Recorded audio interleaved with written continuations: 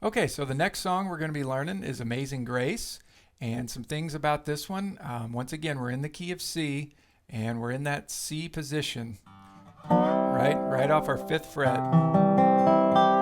So I'm showing you two different ways how to play this one. One's just using single notes. Right,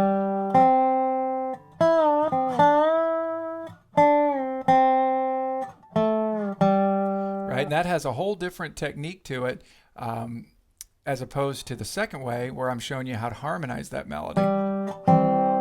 Right, with the single notes, we got that bar tilted up to where you're just getting the tip of the bar. And then a lot of times when you're playing, harmonizing it, you're going to be keeping the bar flat to the strings more than tilting it up. So the second way, when we're harmonizing the melody, we'll do a combination of the bar being tilted, getting the tip, and then laying it flat to get the chords. Okay, so that being said, there's some other things that are going to be kind of new in this tune. First of all, the rhythm of this tune is in 3/4 time. So the time signature, they call it, is 3/4 time, which that's waltz time, and you count that 1, 2, 3, 1, 2, 3, as opposed to 4/4 time, which was what Twinkle Twinkle Little Star was in, and taps, where you count 1, 2, 3, 4, 1, 2, 3, 4. So get that rhythm in your head, that 3, and that's I like to think of that one kind of like a ship going back and forth. It's 1, 2, 3, 1, 2, 3, kind of that waltz time. Well, anyways, let me go ahead and I'll play along to the jam track with this one, just to go ahead and get it in your mind. And I'm sure you've heard Amazing Grace, what it sounds like.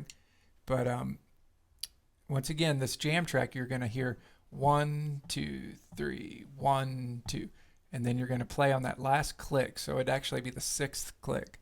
I'll show you what I mean. Here we go. 2, 3, 1, 2.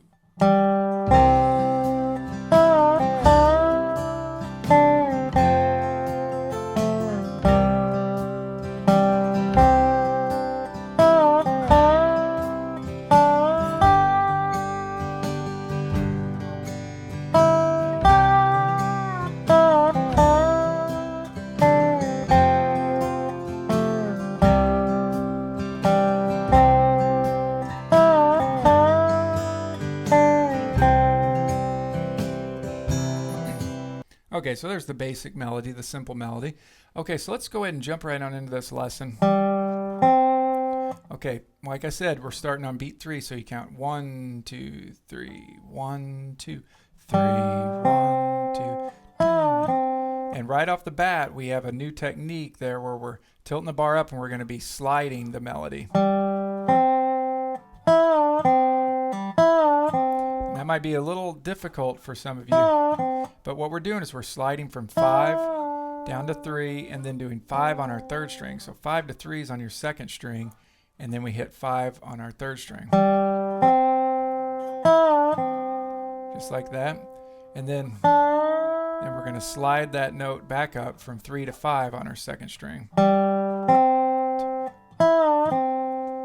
Okay, so that rhythm, that 5 down to 3 and then 5 on your 3rd string, that's what's called a triplet rhythm. And that's basically putting 3 notes in the span of 1 beat. So you can think of it like 1, 2, 1, 2, 3, 1, kind of like how 3/4 time feels.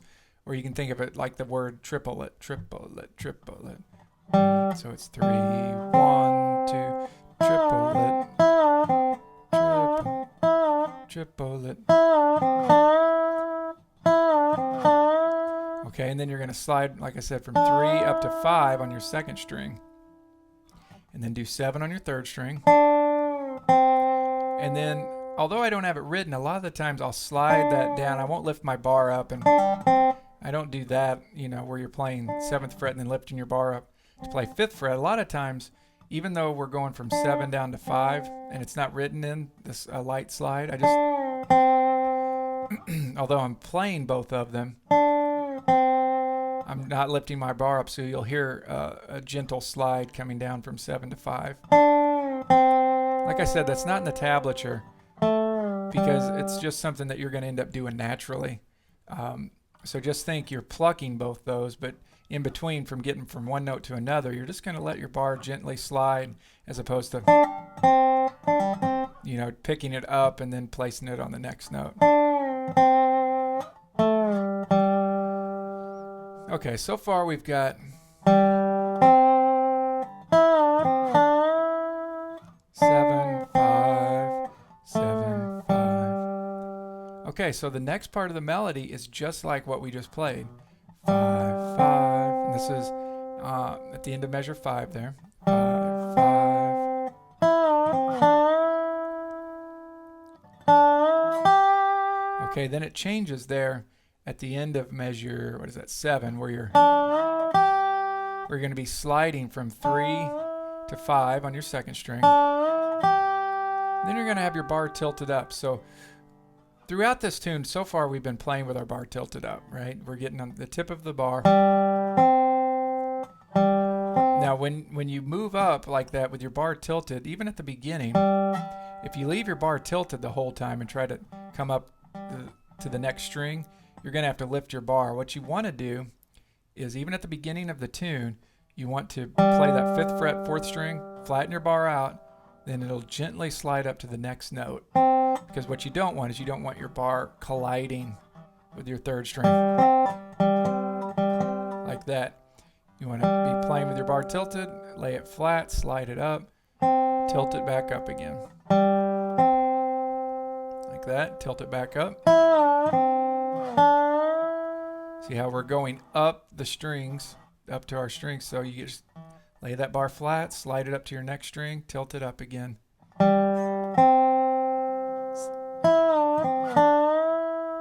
Just like that. 7, 5, 7, 5. Then just repeat what we just played. 5, 5. Now on this one, going from 3 to 5 on my second string, I like to keep my bar flat, right, and keep it on, getting ready to go to the next string, which is my 1st string, as opposed to, which you could be playing it just on your 2nd string, flatten it out and slide it up, but sometimes it's nice to just keep it on the next string that we're getting ready to go to. Just like that.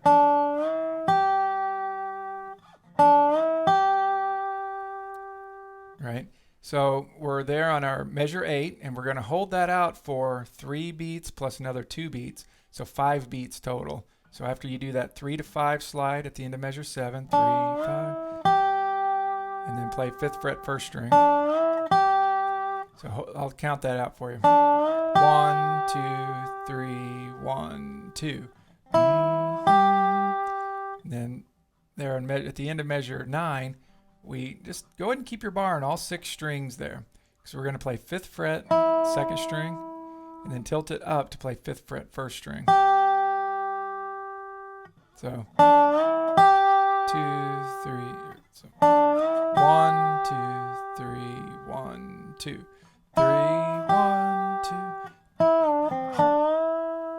So once again, at the end of measure 10, I guess there, we got that triplet slide from 5 down to 3, and then 5 on your 3rd string. So 5 to 3 on your 2nd string.